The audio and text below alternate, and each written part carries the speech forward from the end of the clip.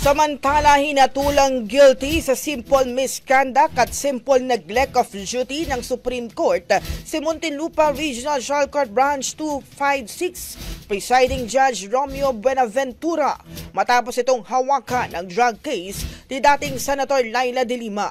Sa resolution nitong November 13, 2024, pinagmulta ng SC First Division si Buenaventura ng 18,000 para sa misconduct kasunod ang paglabag sa New Code of Judicial Conduct at isa pang 18,000 para sa neglect of duty.